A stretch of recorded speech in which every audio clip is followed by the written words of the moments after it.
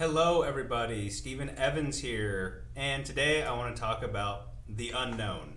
Things that can happen that you can't plan for. Risk. And it's going to be a story that actually happened to me and my little son, my 7-year-old son.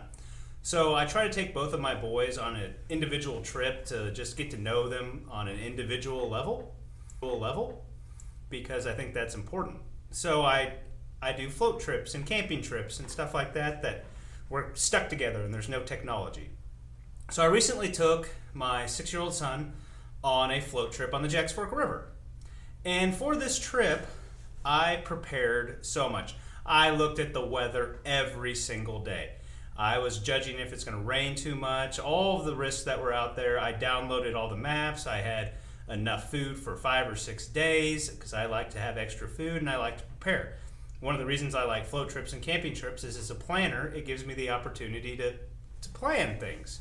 So we get on this trip, we get on the Jacks Fork River. I talked to Harvey's Canoe. They're the canoe rental place. They are the absolute best place ever. If you ever want to use a canoe rental place on the Jacks Fork, Harvey's is great. I highly recommend them, especially after what you hear happens to us.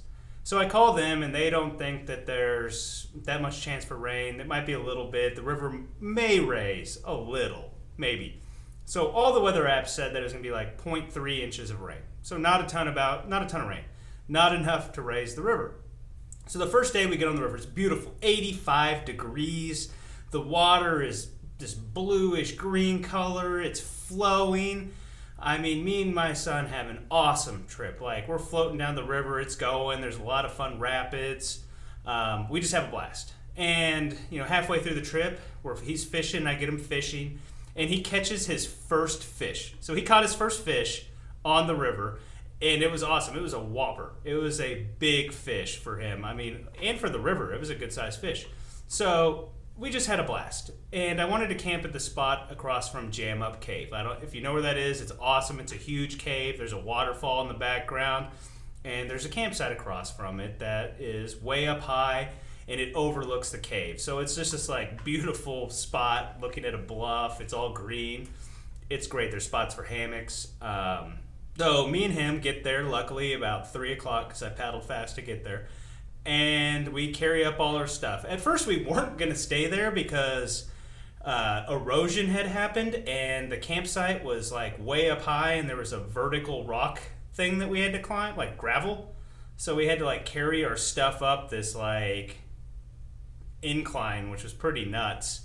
And my son was like, I want to camp here. So me and him carried all of our stuff up this. We had to drag our cooler up the side of this rock. So it was pretty hard. But we were not able to get our canoe up high. So I was able to get it about 5 feet off the river, 5.5 feet, somewhere around there, because everyone told me if the river was going to rise tonight, it'd be a foot, because there's not a lot of rain coming. Well, we cooked dinner, have a great dinner, make burgers. He gets a Coke. He loved it. And then it starts raining about 8 o'clock.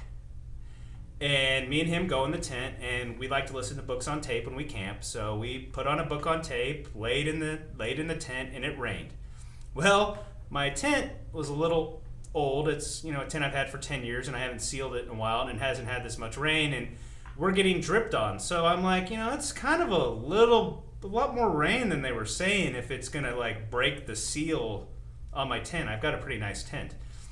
So we lay there, and about 10 o'clock. 10:30, the rain stops, and I get out of the tent, and I go look around, and I look at the river. I had my headlamp on, and the river hadn't raised that much at all. It hadn't raised any, so it was fine. So I looked at where our canoe was. I was like, everything's fine.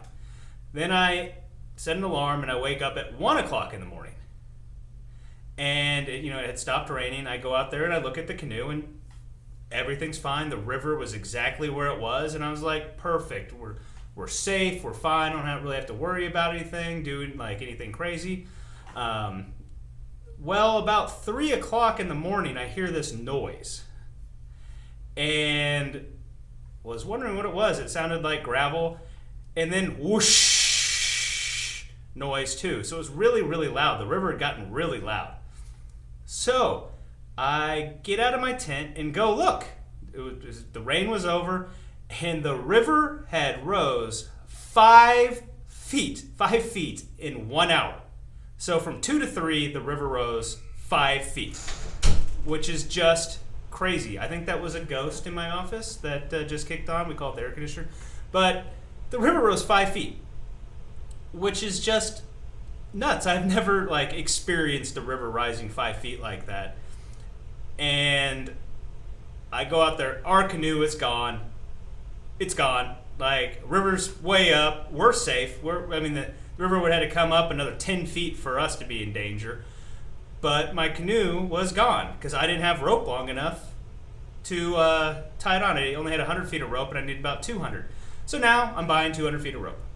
So I am like, oh no, what to do? And I'm like, I can't freak out.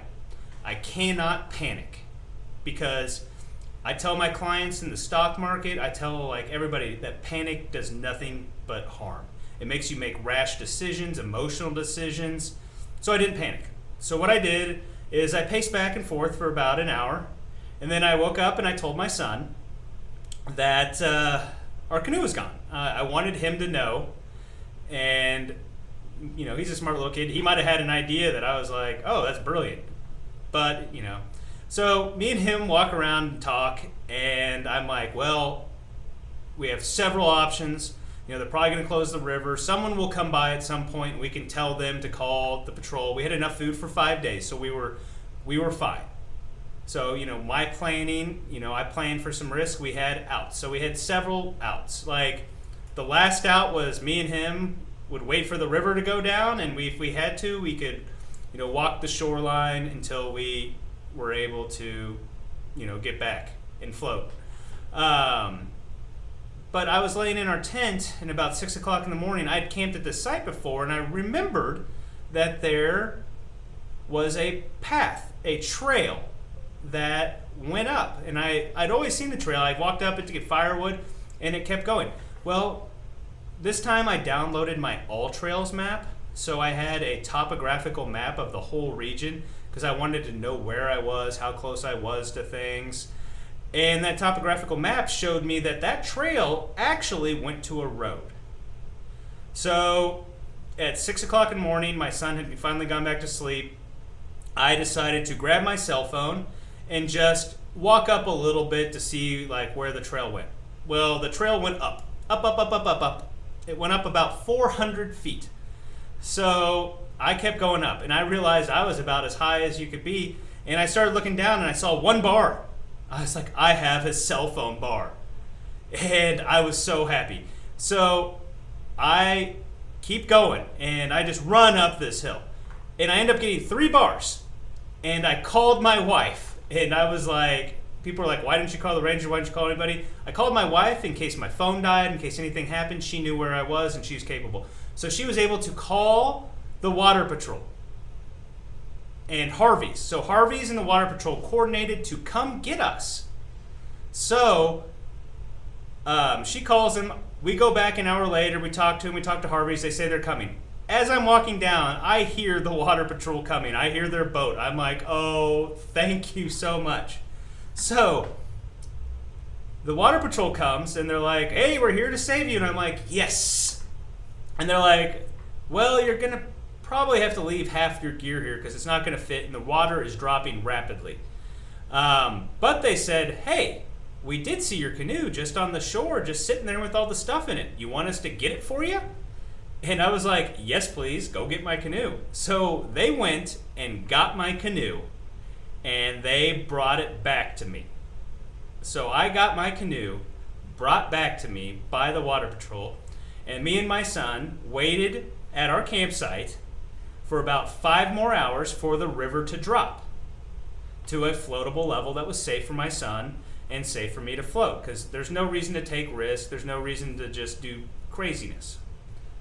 So me and my son ended up having an awesome float trip the rest of the way. The water was going fast the rest of the way, so it was kind of a fun trip because, we got to go a little fast, and it wasn't dangerous because all the rocks were covered up. So it was pretty awesome. So we ended up having a great trip, camped one more night, and then got off the river and were able to complete our trip. So how do I like relate this to what I do? Well, I tell my clients that planning is the key, and it is the key, and it's also making sure that you do not overreact. Me having a cell phone, me having extra food. So no matter how, like, it was a risky situation, but we had enough ways out that we were fine. So we, even though we lost our canoe, we were able to call. We were able to do. We had several options, and that's what you want. So when the stock market gets all crazy and risk happens and a river floods and you get emotional, I'm losing money and this is happening, you don't want to make rash decisions, because you don't want to make emotional crazy decisions. Because what if I would have tried to be like, oh my, I can go swim and get my canoe? Well, the river was moving so fast. If I would have gotten in that water when it was 5 feet above flood stage, it probably would have been bad. I could have died and my son would have been there. So you just don't want to do irrational things. You want to take your time and think. You want to sit back and you want to think about what's happening, because risk happens, and it's usually when you don't know when it's going to happen. It just appears. It's like, I didn't think the river was going to rise 5 feet, but it did. We don't think the stock market's going to crash. We always think it's going to go up, but it does. And it's how you react to it that is important. You want to have a plan. You want several different strategies. I talk about it with everybody. It's all about planning, and it's all about not letting emotions take control. You want to look at risk and think about it and not be emotional and develop a plan to get out of it. And that's what we're doing now with our clients, with the market the way it is. We're, readjusting because there was a flood. I hope you like that story. It's an interesting one, and I hope it never happens to me again. But because I've been through it, I will now be prepared for the next time. I will have 200 feet of rope. I will, I check the water or the rain as much as I can, but I will be a lot more prepared. So that is another thing, that when you go through these situations, like me being a financial advisor for the last 20 years, I've been through so many. I started off with the tech bubble crash, then I had the 2008 crash, then I've had the Corona crash, and now I have the inflation crash. So I've been through so many different crashes that I understand them a lot more. It's like my float trip. I've been through this crazy situation, and I can prepare for something like that next time, and have a better understanding of what to do. Well, I hope that was a great story. I always love talking to you guys, and I will have another video for you soon. Have a great one. Thanks.